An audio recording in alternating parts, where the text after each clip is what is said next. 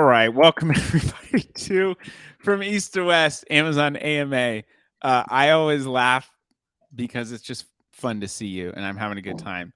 Um, Even though sometimes things feel crazy and chaotic. But welcome everyone. This is I say everyone like there's millions of people watching, but welcome. The point of this show is to talk about anything related to Amazon. So people can submit questions live, they can submit on a form, but they can also ask them live. And that's what we're here to do. We're just here to maybe dispel myths, maybe to talk about Amazon cowboys and Amazon janitors. But uh, let's work through some Amazon problems and fix the stuff that's going on. So, welcome my co-host and co-manager, Brett.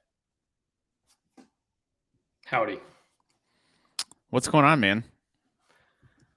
Oh, just a bare wall behind me in a new office. Yeah, So, congrats on the new office. You just built a new, I think, 20 room facility for is that right? yes, it's a 20-room facility for everyone. I don't Brett. know. Okay, business talk. So let's start getting into some Amazon related stuff. First of all, I want to say I love Amazon Cowboys. That's the number one thing. Couple of new things that have happened with Amazon. And if anyone has experienced or noticed these things, please chime in. We're open to what you have to say. Something that I've noticed with, and to bring a little bit of clarity, I run an agency called Cartology, and we help brands to grow and scale and get profitable on Amazon and win ultimately. And so we're in managing accounts every single day. We're seeing what's going on with Amazon. We're keeping a pulse on things from a news perspective or social perspective. I mean, that's kind of what I'm doing. I'm also talking to brands that want to grow and saying, hey, do you want to work together? And so hearing about what performance looks like for them as well. Brett, why don't you give people a little intro to yourself? Oh man, I don't really know what I do. I kind of do it all in the Amazon space. I have clients that I help. I run projects for other brands and maybe referrals from other people that might need assistance in certain areas of their Amazon business. I really like doing catalog work. I think that's an underutilized and serviced area within the Amazon space, and a lot of people need help in it. So that's what I do. Planning on launching a product here shortly, hopefully by year end. Get back into that kind of realm, just mostly just for fun, um, and kind of see where it goes. So I'm excited about that. So why don't you tell people about jumping back in on the product journey side? It's well, kind of have the product idea already. So in the phase of trying to get some samples and get it all dialed in. It's not going to be a cookie cutter product. I'd rather kind of keep it to myself right now what the product is. Yeah, I don't expect you to relay that, but maybe like what gave you the itch to get back in? I think it's like I think it's just because like I have all this knowledge, and it's so much more so than last time I because that's how I got started, was just running an FBA business, and me and the wife were doing it on the side while I was in sales and whatnot. So I think it's just kind of like, hey, like I'm doing this for all these other people. Why not do it for myself as well? And all the knowledge that I've gained over the years, just utilize that to grow my own product or brand. I think Um, it gives you an advantage because you can look at things maybe more as a brand owner or that seller mentality. I think one of the advantages I have in the agency spaces, I've been a seller on multiple channels. I've had a brand, had a private label brand, sold generic products. Like I've done a lot of those things, and so it gives you different perspective on it. It doesn't mean that you can't manage or grow someone effectively without that, but I think if you can tap into that, I think it can give you a little bit of a of leverage maybe to better, or just better perspective, I think is the right word, to get into what people are experiencing. Yeah, and my goal, it's funny because you hear everyone like diversify your income and whatnot. But I diversify my income within the Amazon space. So there's so many things you can do within the space to have different sources of income, sort of say. One of them product based, obviously. That's like it's like running a whole business. You got to cash flow, all that stuff. But and then the service aspect of it, the service side. Then there's other parts of the service side. So it's like having someone like I started this like template thing on Notion, which I got to get back into. But it's like have someone go in and look at these cool templates, mostly geared around catalog stuff, where it's a one-time fee, and they can get access to all these different templates that can help them. What kind of templates are we talking about here? Let me pull it up.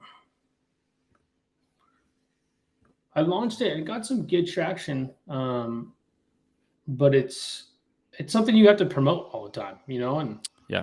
But I mean, what are the templates for? Are they like catalog upload templates? Are they templates for SEO? What kind of templates are you talking about here? Yeah, let me get on this. So there's templates. One of them actually has the entire error codes like in the back of Amazon, so you can see like error for flat file uploads. So if you've got an error, usually on the flat file it tells you, but you can kind of look at this template and find out exactly what it is. Instead of just getting Amazon's error code, you're giving a little bit of background to what's going on. Yep. Yeah. Basically a variation family checklist. So if you're creating a variation or family, go by this checklist and do it the correct way. Some older ones that have to do with SEO that I built out a little while ago, like an Amazon checklist, SEO checklist, kind of the best practices around those. And what is SEO? Search engine optimization. Oh, okay. Sure it is. So this one just gives you like just a rule of thumb in a pretty way, like titles, bullet points. There's a lot of stuff that if you right now are a seller on Amazon or a brand, there's a lot of stuff that you can do if you put the time towards it that you never need to hire anyone to do. It doesn't mean you're going to be the best at it. It doesn't mean you're going to be the most adept, but there is stuff that you can do before you ever hire someone. It sounds like I'm trying to sell myself out of a job, but the reality is I want to be legit. You can do some things yourself before you ever bring someone on. You may get to a point where you're like, hey, I want to accelerate this more, and I know I can't do it on my own, or I want to get this even more refined. And so we're going to supercharge this, or hey, I really need someone to help accelerate ad spend, and I just don't feel confident enough to put 10, 20, 30 grand into ads if I don't know how to optimize. But there are a couple of things that you can do on your own. I'm going to start. One of the easiest things that you could do for your listings is, instead of just, and I see brands do this all the time, they could still be doing, $1 million, $4 million, $8 million on Amazon, but are they really getting the most? Because a lot of people are concerned about profitability, but are they really getting the most margin? People are not putting text overlay in their images section. So it doesn't even have to be great or sexy, but you could take a lifestyle image, and let's say you have a beauty product that has hyaluronic acid. People aren't buying something just because it has hyaluronic acid. It's what does that hyaluronic acid do? So it tightens and firms skin and saggy crow's feet, or whatever, whatever people are worried about. I say bring in the wrinkles. That's just my personal opinion. But in that text overlay, you can say tightens and firms skin with hyaluronic acid. And you're talking about like the supporting images in the image stack, correct? Yeah, exactly. Not that first image, but you add a couple of those in second, third spot with some lifestyle stuff. Even with the product, it's going to be really helpful. And because people are, and the part of the reason I say this is if you know how people interact with Amazon, it's going to make it so much easier to optimize towards that and to grow your business. If you don't know, you're going to be doing it based on what other people are telling you, and you're going to be doing it based on your own thoughts and ideas. I think what you just said there is key. The key term that you just said was knowing how people interact with Amazon. Because I think that's the biggest thing is that you, like there's so many where it's just like, oh, okay, this image probably will work, but it's like why do you say it will work? Because you like it? Because maybe you used a 50-person set of like what do you call that, like a 50-person group and 30 of them said that focus group. That, a focus group. It's like how do you know? And I guess this stems back into like that whole A/B testing. You won't really know until you try. Yeah, and how I think the biggest thing is that everyone's so data driven, but it's like you got to try stuff. And I think you and I'm constantly trying new things for clients, like constantly. Oh, I thought you were going to stay at home. Never mind. I was thinking of something else. Well, there's some things that are certain. It's like flat files. You got to put this and put this. Yeah. But there's other things that aren't. It's like, testing the main image, testing your titles, testing all these things. And people are so, this is going to work. Well, it's like, how do you know it's going to work? Experiment with Amazon, the A/B testing. I mean, shoot, back in the day, you can even, if you don't trust that, try that and then change an image for 30 days, see what it does for the click-through rate compared to the last 30 days. There's so many ways to test things and really like, numbers don't lie when it comes down to it. Yeah. So one of the things I try to stay on top of is what's some information about Amazon that tells us how consumers interact with Amazon, and that forms how we optimize or how we try to make the most of what we're doing on Amazon. So some of the data that helps me determine how I get creative or handle things. This was in the 2022 letter to shareholders that came out, and that's always about the year prior, so 2021. And it said that 50% of people purchase a product in 15 minutes or less when they get on Amazon. So it's not a lot of time. And 28% of people purchase in 3 minutes or less. So you get this information. What do you do with it? Well, people are not spending a lot of time on Amazon. So that means I have to get their attention quickly. How do I do that? How do I tell them why they should purchase my product? I do that in the media assets section. Title's important. Of course, reviews from a trust standpoint, price. But if you can tell people the story in the images, they're going to very quickly know whether they want to buy this product or not, if they're following this guideline. And one of the other things to consider is certain categories are going to change too. So someone in beauty might be going on Instagram and looking at influencers or looking at brands and doing research there. Then they're going on to Amazon to purchase product, and they might be looking for a specific brand. But if you're advertising on that brand's page and you can show them what they need to know about your product, that you could win a purchase that way. Yep. So that one thing to think about. So the other thing is, another piece of data that I like is 70-90% of people, I've heard varying numbers. So 70-90% of people don't go past page 1 of search results. Why is that important? Tell us, Brett. What do you mean? Why is that important? It means you got you got to do it right. I think one caveat is there's a couple different, and I saw this with the product that I have. There's a couple different circumstances in that stat.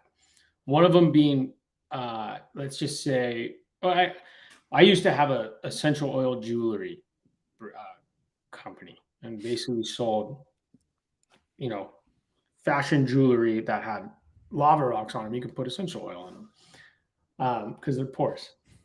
But the thing that I realized is that people were scrolling past page one because of styles and colors and whatnot. So I think there are some small caveats to that stat, but for the most part, people are not going past page one. And so all these pieces of the Amazon puzzle need to be put together so you can be on page one. Yes. And the thing that I'd add to that, so beautifully said message, is it's important because now you know where you need to be if you want your product to get sold. And now you need to know, how do I get on page one? Okay. That means you have to understand how Amazon's search algorithm works. And there's a lot of factors. Location's one. Yes, your feedback is one. Product rating, amount of clicks and stuff like that. But I think the most important things are sales history and sales velocity. So how much has been purchased in the past week, 2, 3 weeks compared to, that time period prior, and how long have you been selling, and at what capacity have you been selling on those search terms that people are looking for. If you have good sales history and good sales velocity on those terms, you're likely going to, in comparison to everyone else, you're likely going to show up higher on search results. Okay. And that's important because if you don't have that sales history, how do you get it? Because you're not going to show up on page one. That's where advertising comes into play. You have to have a strong advertising game. And people are worried about getting a return on ad spend. And sometimes they're spending the wrong ways, but sometimes it's a timidness, especially depending upon the category, that if they don't go in hard enough, they're not going to get the visibility, they're not going to get the clicks, they're not going to get the eyes, and eventually the conversions. If your product detail page is fire, you got price point nailed, you got your title, you got some reviews on it, you're going to start getting the conversions that you need, but you're going to have to drive sales first. And if you eventually get on page one organically, not with an ad, you're going to start to see more conversions because of people not going past that page one search results. And now you're going to start to see greater total sales. You're going to start to see better efficiency in ad spend because your product is selling, and Amazon wants your product to sell, and they want to show products that sell. It's part of their mission statement as a company, being the most customer-centric company in the world. And you have to, but you have to spend in order to get there first. Now, for a competitive category like beauty, you have to be really smart about how you spend. You may drive a really low ROAS, but you're doing it with intentionality. Yeah. And you got to be tracking other stuff. Like, you can't just spend on ads and say, we're getting a 2-to-1 return on ad spend, or we have 150% ACOS. This isn't working. Have you checked where you're showing up in search results? Have you checked what your bestseller ranking, your BSR is? Have you checked what your conversion rate is? Have you checked sessions? Have you checked all these things? Like, if you're not checking into that stuff, you're just looking at ad results and you're not looking at the big picture, which is where you show up organically. Boom. Oh, mic drop. Like Michael Maher drop or microphone drop? All of it. Okay. So another little interesting tidbit of information. This depends upon the brand. We have a brand that's 50-50. Mobile to desktop, but on average 70 to 80% of people are shopping and purchasing on Amazon through mobile devices. I bet that 50-50 is more geared towards boomers and above, right? It's I think probably the product is like minimalist men's goods, and it is, I don't know that the audience is super millennial or Gen Z. I think it's like the older businessman, professional, who wants good quality stuff. It's a little bit more expensive, but it's going to last. They're thinking about those kinds of things, and they're not trying to be flashy. So yeah, I would. I only say that because if you think about it, not too many. What I'd probably say 60 plus, maybe 65 plus. They're not too much shopping on their phone. yep. Um, Or they're on YouTube and they're seeing that ad that shows up on the first video that says your phone has been blocked, and they click on it and they think it's really on their actual phone, but really it's an ad on YouTube. My mom definitely did not do that. I think my email is on the black web right now. I'm getting lots of funny emails right now about give me. Sorry, this is totally off topic, but give me 100 Bitcoin to this address because we have photos of you. I'm like, oh no, you don't. They've got photos of you, like incriminating photos. Yeah, they say they hacked my laptop. Yeah, I get a lot of texts, and I got one this morning at 11:28 that said, "I'm Lena. Are you my friend Hire?" Like Haier, and I said, "Yes, this is Hire. Is this Lena?" I've had some very interesting text message conversations with people like that. So the who your target audience is matters. That's something to think about. And you can go in brand analytics and look at, I mean, not everyone's giving up their personal data, but you can go and say, okay, my audience is predominantly, this this person or this this user. Speaking of brand analytics, Yeah. search query performance in the ASIN view. It's pretty new, I think, but I've been diving into that past couple of weeks, and it's pretty awesome. The ACE, looking at ASIN view and showing up, looking at what ASINs are showing up in what search results, and then how they're performing from like so basically you go to in brand analytics, you go to search query performance, and then instead of brand view, you go to ASIN view. It's a toggle on the top left. Yeah.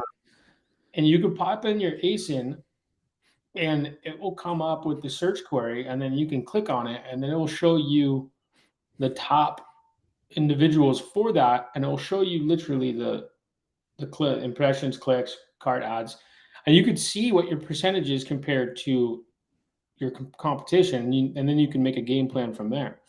So if your click-through rate's not as high, what do you need to do? Image, titles, little test here and there, and try to get that up a little bit. Because if your conversion rate's great and you just can't get people to click in, all you got to do is work on that little piece. So this is actually interesting. I'm looking at demographics right now for this brand analytics of the client that I talked about, and 13% of their customers are actually, which is the largest percent, are actually 25 to 34. So that's kind of surprising. Interesting. Yeah, the catalog performance is interesting because you're able to look now per ASIN and see what performances look like. And honestly, I think there's so much data now that when I talk with brands each week, they're like, Amazon's a beast. And it's a beast because there's so much to look at now. We used to be yearning for data, just pining, looking out the window, listening to Chariots of Fire, wishing that you would have more data to go on. And we actually have a lot of data. I mean, that argument that Amazon doesn't give you enough data to grow the business, I think is false. And you don't get customer data like emails, names, things like that. But you do get plenty to know how to optimize and grow. Yeah. All right. So the numbers matter. One of the things I was going to bring up earlier is you look good in a cowboy hat. That's number one. Number two, I lost my mop. So maybe I'm not a janitor anymore. I don't know. If I don't have my mop, who am I? I don't know. I think someone absconded with it. The third thing I was going to say is I've had almost all of our clients, honestly, have had to go through re-verification on Amazon. And I believe it's what Amazon has said is it's because of the Informed Consumer Act. I know people who are aware of that, but the Informed Consumer Act is a marketplace. What's the word I'm looking for? a marketplace transparency act that's been put into place, and it actually was put into place a couple years ago. And it seems like it's really now starting to roll out. But it's looking for transparency in supply chain. And I make myself tired. But they're looking for transparency, and I think part of it is because a lot of sellers and a lot of brands got me. I know, sorry, have been dealing with unfair advantages from like manufacturers, big sellers that are selling direct from China. And so they want transparency in supply chain. I think there's also been an issue with counterfeit goods as well. So I'm sure brands have been behind this. So all these sellers have had to re-verify their information. And sometimes I've had someone that's had to re-verify multiple times. And they are looking to, I think, even re-verify on a yearly basis from what I read, based on that, because they need to make sure that information is up to date. Now, we've seen Amazon show more information about sellers. When you go to their page, you can see their business information. And if you're using any kind of, as a brand out there, if you're using any kind of third-party software like a Helium 10 or Jungle Scout or whatever, you can very easily see, oh, damn it, you can very easily see the like a flag of the country, where the person's from. And it's usually, I think, US, Canada, China. Those are kind of the ones I see the most, with US and China typically battling it out. And that is helpful. But you cannot go into the seller's page and see where their address is. And I've got clients who maybe they're being sold in other stores, and they're like, why is this? Maybe they're a vendor. They're like, why are there so many sales coming from this one seller? Or how did this seller get a hold of it?